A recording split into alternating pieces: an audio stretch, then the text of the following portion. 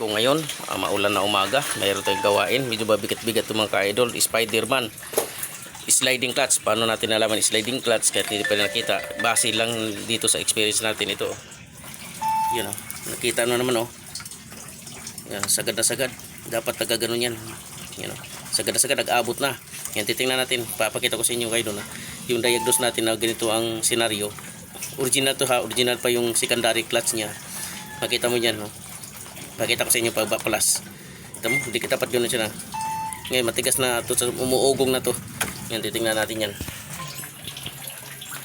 Ito na idol na yung sinasabi ko. Tama yung diagnose natin. Itong Abante, yan o. Inabot na ng rivet idol. Tinamaan ng yung pressure plate. Tinamaan na o. Yan o. Gumasgas na.